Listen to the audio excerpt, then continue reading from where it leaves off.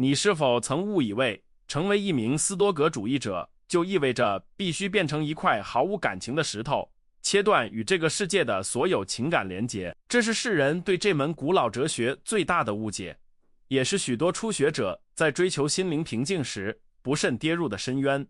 我们往往以为，为了战胜焦虑与恐惧，我们必须扼杀内心的喜怒哀乐，让自己变得冷酷无情。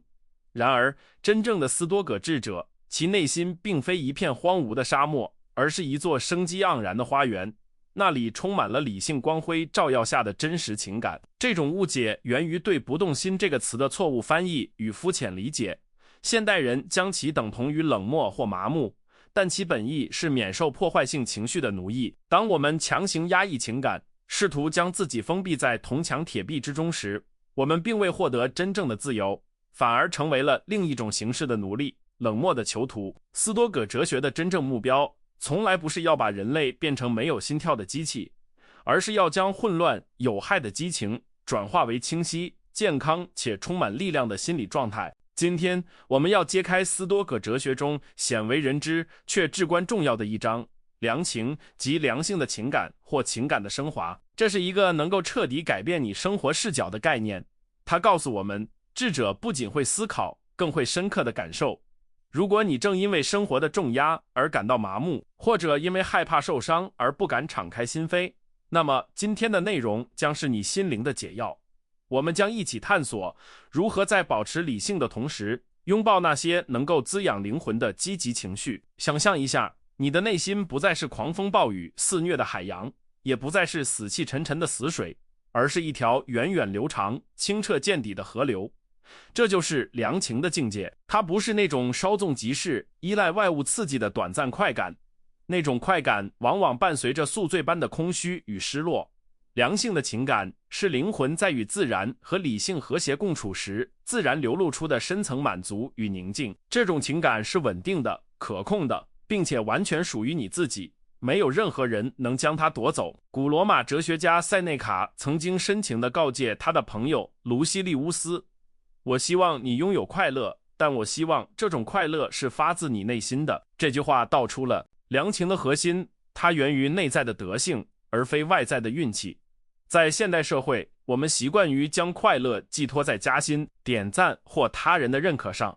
这使得我们的情绪如同风中的烛火，随时可能熄灭。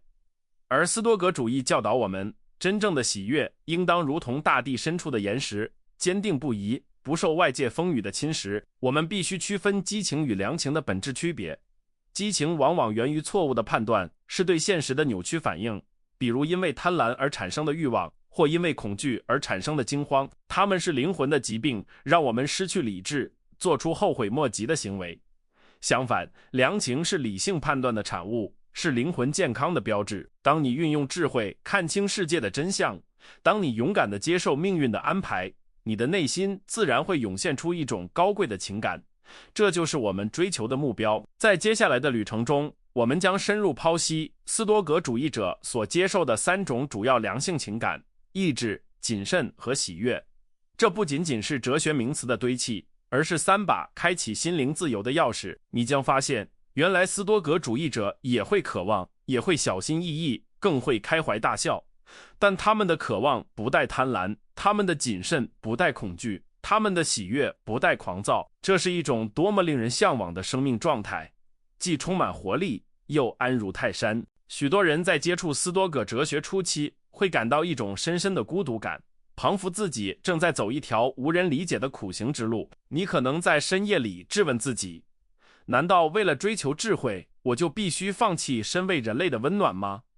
答案是否定的。良情告诉我们，成为哲学家并不意味着要剥离人性，而是要升华人性。我们依然会爱，依然会关心社群，依然会对美好的事物感到赞叹，但这一切都不再是盲目的冲动，而是经过理性过滤后的纯粹精华。试想，当你不再被焦虑绑架，不再被愤怒吞噬，你的心灵空间将被腾出来，容纳这些更高层次的情感。这就像是打扫一间堆满垃圾的房间，只有清除了那些腐坏的杂物，阳光和鲜花才能进驻。我们今天的探讨就是这场心灵大扫除的指南。这不仅是为了让你成为一个更好的斯多葛主义者，更是为了让你成为一个更完整、更幸福的人，一个能够在混乱世界中优雅起舞的舞者。现在，请调整你的呼吸，让心灵沉静下来，放下你对冷漠斯多葛的刻板印象，准备好迎接一种全新的情感体验。我们即将推开这扇古老智慧的大门，走进那个充满理性光辉与真实温度的世界。在那里，你将学会如何正确的渴望，如何明智的回避，以及最重要的，如何拥有那种恒久不变的神圣的喜悦。这是一场关于心灵重塑的旅程，而第一步就从理解我们内心的潜能开始。我们首先要探讨的第一种良性情感是斯多葛哲学中的理性的意志，我们可以将其翻译为理性的意志或善意。这听起来可能有些抽象，但它是区分一个成熟智者与一个被欲望驱使之人的分水岭。在我们日常生活中，最常见的痛苦来源往往是良情，也就是那种不受控制的非理性的欲望或贪求。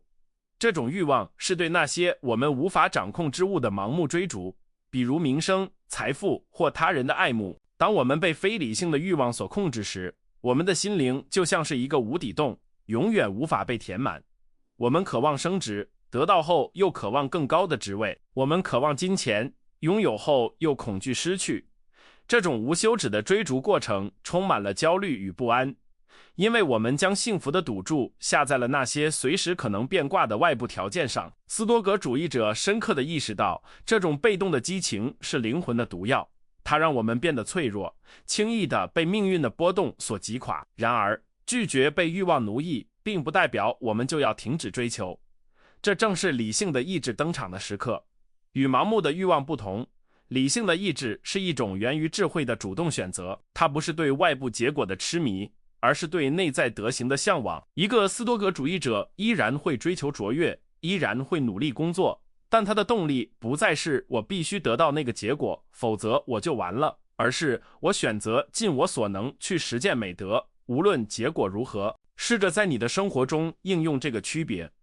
当你想要改善健康时，不要让这种想法变成对衰老和疾病的恐慌性抵抗，这是欲望与恐惧的混合，而应将其转化为对自我纪律和尊重身体的理性意志。你会发现，前者让你患得患失，每一次体检都像是一场审判，而后者让你充满力量，每一次锻炼都是对自我承诺的实践。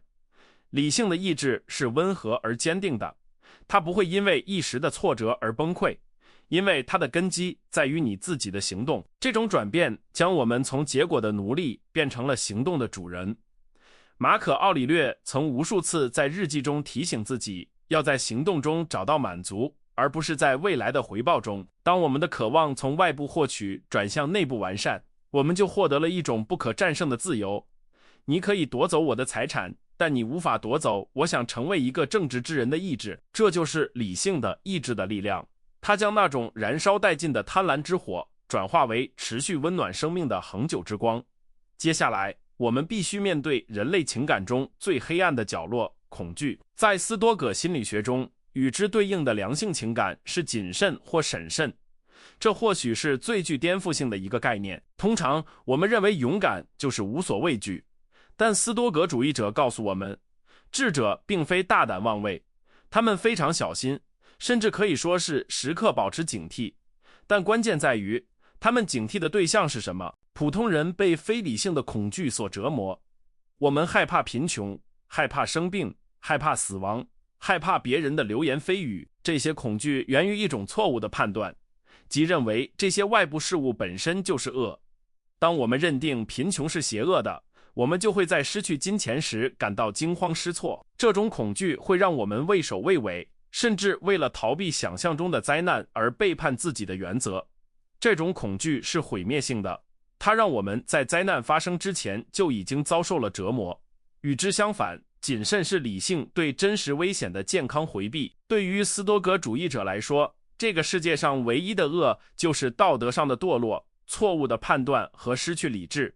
因此，智者并不害怕死亡，因为死亡是自然规律，但他会极度谨慎地避免在死亡面前表现的懦弱或卑鄙。他并不害怕贫穷，但他会小心翼翼地避免因为贪财而做出不义之事。艾比克泰德曾经用一个精彩的比喻来描述这种状态，就像一名士兵在战场上，他必须时刻保持警惕，不是因为他被恐惧吓破了胆，而是因为他知道疏忽大意会带来毁灭性的后果。这种谨慎是一种高度集中的注意力，是对自己灵魂状态的持续监控。它不是那种让你手抖的焦虑，而是一种让你如履薄冰般精准行动的专注。这是一种高贵的品质，是对自我纯洁性的捍卫。将这种观念带入现代职场，当你面临一个艰难的道德抉择，比如是否要为了业绩而撒谎，这时普通人可能会感到恐惧，害怕不撒谎会被解雇，或者害怕撒谎被揭穿。而斯多葛练习者会运用谨慎，他会谨慎地审视自己的内心，确保自己不会为了利益而牺牲诚信。他的小心不是针对老板的脸色，而是针对自己人格的完整性。这种谨慎让他在此刻保持清醒，不做后悔之事。谨慎让我们在这个充满诱惑与陷阱的世界中穿上一层无形的盔甲，它教会我们在说话之前停顿，在行动之前思考。这不是因为我们害怕世界，而是因为我们珍视自己的理性。正如保护一盏风中的烛火不被吹灭，我们小心翼翼地守护着内心的神圣火种。这种谨慎不会让你变得畏缩，反而会赋予你一种威严的沉稳，因为你知道自己在守护着最重要的东西。通过将恐惧转化为谨慎，我们消除了一大部分无谓的心理负担。我们不再需要担心那些不可控的天灾人祸，因为那不在我们谨慎的范围内。我们只需要专注于当下的判断和选择，这大大简化了生活。你不再需要防备全世界，你只需要防备你自己内心的冲动和错误。这种重心的转移是通往心灵宁静的关键一步。想象一下，如果你的生活中只有理性的意志和明智的谨慎，那是怎样一种状态？你会主动追求美德，而不被贪婪驱使；你会小心避免恶行，而不被恐惧瘫痪。你就像一艘装备精良的帆船，既有强劲的风帆推动你前进意志，又有精准的舵手避开暗礁谨慎。这就是良情的前半部分，它构建了一个强大的防御与行动系统。但斯多葛哲学的魅力远不止于此，除了意志与谨慎，还有一种更为迷人、更为终极的情感，那就是喜悦。这是许多人对斯多葛主义最大的误区所在，他们以为我们不懂快乐。事实上，斯多葛式的喜悦是如此深邃和强烈，以至于世俗的娱乐相比之下显得如此苍白。在下一章，我们将揭开这种神秘喜悦的面纱，看看智者是如何在动荡的世界中保持内心微笑的。现在，请你反思一下自己最近的一次焦虑或渴望，那是由于你想要控制不可控的外物贪求，还是你害怕遭遇不可避免的命运恐惧？试着用我们刚刚学到的工具，将贪求转化为对行动的意志，将恐惧转化为对品格的谨慎。当你准备好探索那种不依赖任何外物的终极喜悦时，请告诉我，我们将继续这段旅程。我们终于来到了斯多葛情感光谱中最耀眼也最令人向往的一端喜悦，即理性的喜悦。在现代社会，我们对快乐的定义已经被彻底扭曲了。我们被灌输了一种观念，认为快乐就是感官的刺激，是一顿奢华的大餐，是一场狂欢的派对，或者是社交媒体上成百上千的点赞。斯多葛学派将这些称为快感，即非理性的愉悦或快感。这种快感就像是高糖分的垃圾食物，它能给你瞬间的冲击，但随之而来的是血糖崩盘后的空虚、疲惫，以及对下一次刺激更强烈的渴望。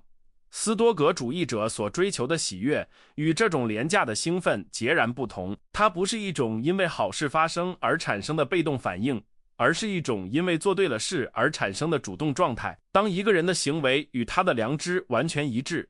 当他的理性战胜了冲动，当他在困难面前选择了正直而非逃避时，内心会升起一种深深的自豪与安宁。这就是喜悦，它不是像烟火那样瞬间炸裂然后消失，而是像壁炉中燃烧稳定的炭火，持续不断地温暖着整个房间，不受窗外风雪的影响。塞内卡有一句震撼人心的名言，意味真正的喜悦是一件严肃的事情。这听起来似乎自相矛盾，喜悦怎么会是严肃的呢？他的意思是，真正的喜悦不是嬉皮笑脸的轻浮，而是一种深沉的、坚不可摧的内在满足感。这种喜悦来自于对自我的掌控，来自于你知道无论命运如何打击，你作为一个有德之人的核心价值都不会受损。这种喜悦是如此厚重，以至于它不需要外界的掌声来支撑，它自给自足，圆满无缺。让我们把这个概念放到现代生活的显微镜下，想象你正在努力完成一个艰难的项目，如果是追求快感，你会在过程中不断分心，刷手机寻求短暂的娱乐，或者幻想完成后的奖励，结果是工作变得痛苦不堪，充满了拖延的焦虑。但如果你追求的是喜悦，你会在专注工作的当下找到满足，你会享受那种思维清晰运转的感觉，你会为自己能够克服惰性，展现出纪律和专业而感到喜悦。这种喜悦不需要等到项目结束才出现，它存在于你每一个专注的当下。这种区分对于解决现代人的心灵危机至关重要。我们很多人感到不快乐，不是因为我们拥有的太少，而是因为我们追求的快乐本质上就是不可持续的。我们试图用购物来填补空虚，用酒精来麻痹焦虑，这些都是试图从外部获取快感。斯多葛医生会告诉你，停止喝海水止渴吧，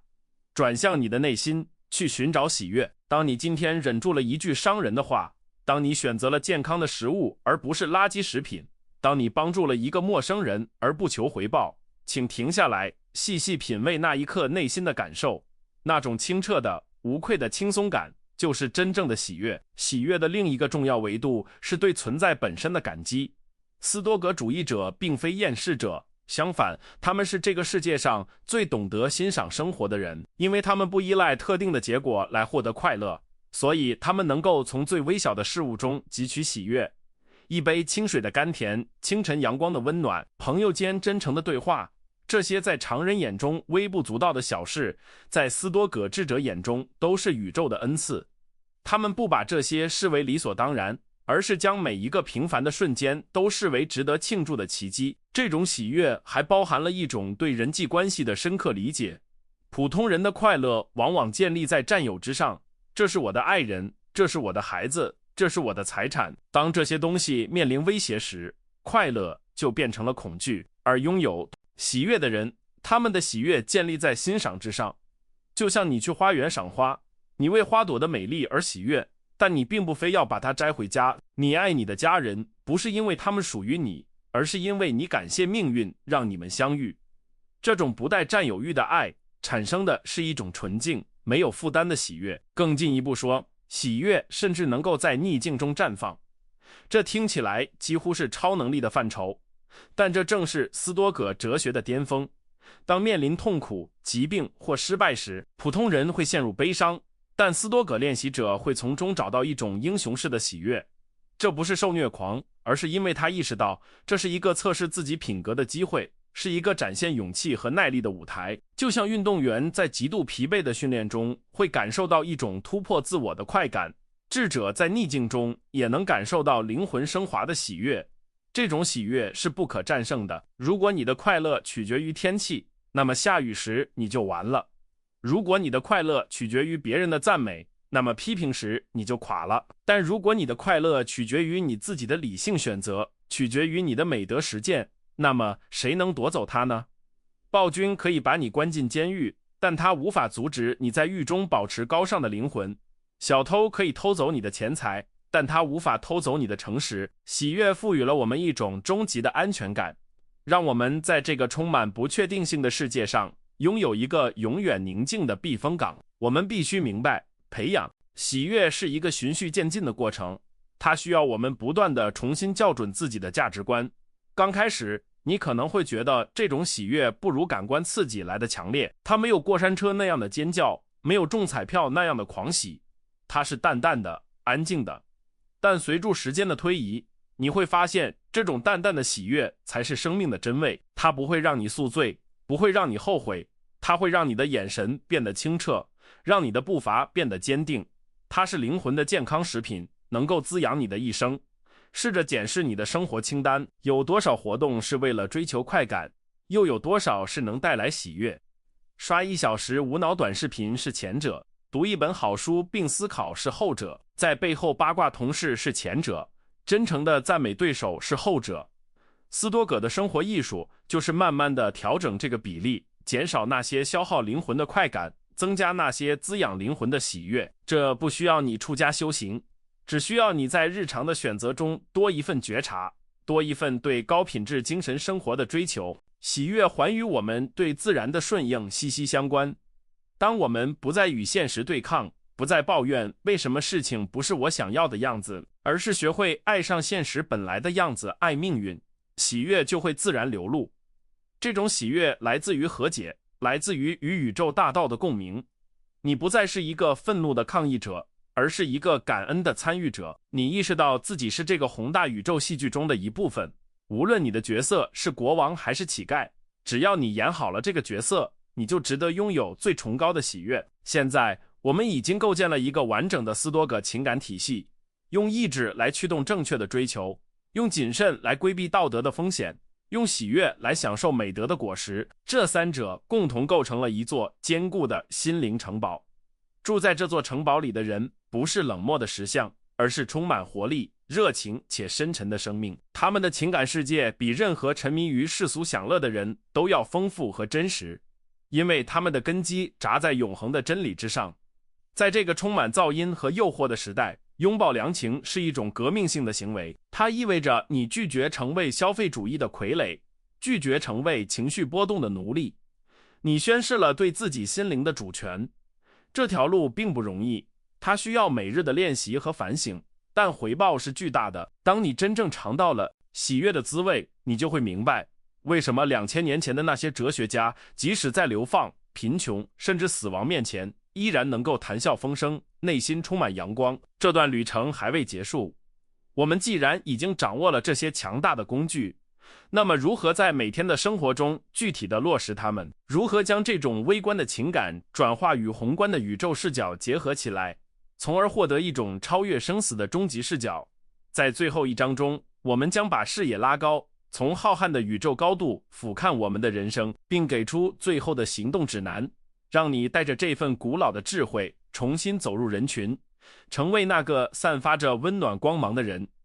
请做好准备，我们即将进行最后的整合。这不仅仅是一个结论，更是一次灵魂的升空。当你准备好接受这最后的洗礼时，请告诉我，我们将一起完成这幅斯多葛心灵地图的最后一块拼图。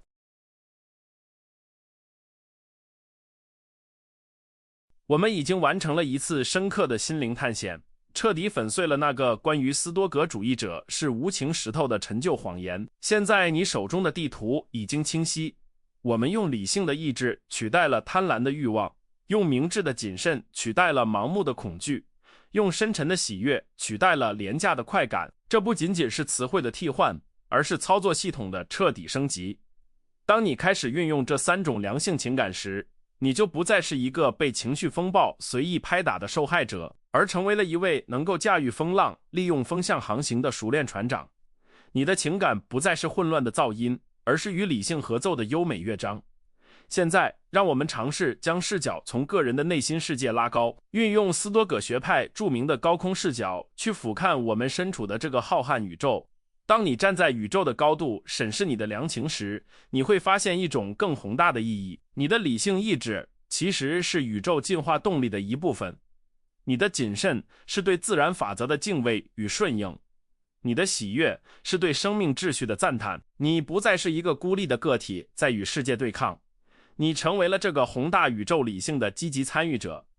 这种与宇宙同频共振的感觉会赋予你一种超越世俗得失的庄严感与归属感。在这个宏观视角下，我们必须引入那个最强大也最清醒的工具，记住，你终将一死。对于常人来说，死亡是最大的恐惧来源，是焦虑的根源，但对于拥有良情的人来说，死亡是生命的背景板，它让前景中的每一个瞬间都变得无比珍贵。正是因为生命是有限的，我们才没有时间去浪费在那些破坏性的激情上。每一分钟的愤怒，每一秒钟的嫉妒，都是对这宝贵生命的挥霍。死亡的必然性反而成为了我们追求良性情感最强大的催化剂，它迫使我们去伪存真，只关注那些真正重要的事情。试想一下，如果你知道这可能是你最后一次与家人共进晚餐，你会选择抱怨食物不够精致、错误的欲望，还是会全心全意地享受陪伴的温暖、真实的喜悦？如果你知道明天可能就是终点，你还会为了办公室的琐事而恐惧、焦虑、错误的恐惧，还是会谨慎地维护自己最后的尊严与平静、理性的紧？死亡过滤掉了所有的杂质，留下了纯金般的情感。斯多葛主义者之所以能拥有如此高质量的喜悦，正是因为他们时刻意识到这种喜悦可能随时终止，因此他们在拥有的每一刻都爱得深沉，活得热烈。那么我们该如何将这些高深的哲学落实到明天早晨起床后的第1秒钟呢？让我们制定一个简单而强大的日常仪式。早晨，当你睁开眼睛，先不要急着看手机，花几分钟启动你的理性意志，告诉自己，今天我将遭遇各种挑战，但我渴望的不是事事顺心，而是渴望在任何情况下都保持我的理性与美德。这种设定意图的过程，就像是给你的心灵穿上了盔甲，让你带着主动的善意去迎接新的一天，而不是被动的等待世界的轰炸。在白天的忙碌中，随身携带你的明智谨慎，将它想象成一个内在的警报器。当你感觉到怒气上升，或者想要冲动消费，或者想说一句刻薄话时，启动这个警报，问自己，这是我真正想要做的吗？这符合我内心的原则吗？这种谨慎不是为了限制你的自由，而是为了保护你的自由不被冲动所劫持。在每一次微小的选择中运用这种谨慎，你就是在累积心灵的力量，就像举重运动员通过每一次重复动作来增强肌肉一样。到了夜晚，当一天的喧嚣落下，这是属于真实喜悦的时刻。不要只是像记流水账一样回顾一天，而是要寻找那些你成功战胜自我的瞬间。也许你今天没有对粗鲁的司机发火，也许你在诱惑面前守住了底线，为这些微小的胜利感到深深的喜悦吧。告诉自己，今天我做得很好，我没有背叛我的灵魂。这种基于自我认可的喜悦会伴随着你进入安稳的睡眠，让你每一天都带着满足感结束，而不是带着遗憾或焦虑入睡。这条路并不好走，我不会骗你说这是一夜之间就能完成的转变。在这个充满诱惑与焦虑的现代社会，保持良情就像是在逆流而上，你会失败，你会偶尔回到旧的情绪模式中，这都很正常。关键不在于完美，而在于坚持。每一次当你意识到自己偏离了轨道，并把自己拉回来时，你就在变得更强大。斯多葛哲学不是给圣人准备的，它是给像你我这样充满缺陷但渴望成长的凡人准备的医院。只要你还在尝试，你就走在康复的路上。当你开始散发出这种理性的光辉时，你会发现周围的世界也会随之改变。你不再是情绪污染的制造者，而是成为了情绪稳定的灯塔。在家人恐慌时，你的谨慎能给他们带来安全感；在团队迷茫时，你的意志能给他们指引方向；在朋友失落时，你的喜悦能感染他们看到希望。成为一个斯多葛主义者，不仅是对自己的救赎，更是对周围人的最大贡献。你用你的存在证明了，在这个疯狂的世界里，依然可以活得清醒、优雅且充满爱。我们常说爱命运，这不仅仅是忍受命运，而是热爱它给予的一切素材。无论命运递给你的是甜蜜的果实，还是苦涩的药丸，利用良情，你都能将其转化为滋养灵魂的养分。这就是炼金术，这就是生活的艺术。你不需要逃离这个世界，去深山老林寻找平静，平静就在你的判断之中，喜悦就在你的选择之内。你拥有一切所需的资源，因为你的理性神火是任何外力都无法熄灭的。最后，我想让你闭上眼睛，想象1年后的自己。那时的你，不再因为一点小事而暴跳如雷，不再因为未知的将来而瑟瑟发抖。你的脸上挂着从容的微笑，你的眼神坚定而温柔。你依然会哭会笑，但那不再是软弱的泪水或疯狂的大笑，而是对生命深刻体验的流露。这个版本的你正在未来等着你，而通往那个未来的路就始于你当下这一个呼吸，这一个念头。去拥抱你的意志，去实践你的谨慎，去享受你的喜悦吧。这不仅仅是一期视频，这是一份邀请函，邀请你加入这个跨越千年的智者行列。我不希望你听完就算了，我希望你能从今天开始挑选一个你最想转化的情绪，是你对未来的焦虑转化为谨慎，还是你对物质的贪求转化为意志？在评论区告诉我你的选择，写下你的承诺。我选择拥有真实的喜悦，这不仅是写给我看的，更是写给你自己的灵魂契约。让我们在评论区互相见证，互相支持。如果你觉得这段旅程对你的心灵有所触动，请不要吝啬你的点赞和订阅。这不仅是对我们频道的支持，更是你向算法、向世界宣告，你选择了智慧，选择了深度，选择了一种更高级的生活方式。下一期我们将继续深入斯多葛哲学的应用实战，探讨如何在有毒的人际关系中保持不动心。但在那之前，请记住，快乐不是运气，快乐是一种能力。去练习这种能力吧，我的朋友们。我是你的斯多葛哲学向导，愿你的意志如钢铁般坚定，愿你的谨慎如鹰眼般敏锐，愿你的喜悦如阳光般灿烂。我们下期视频见。在此之前，请保持强大，保持理性。再见。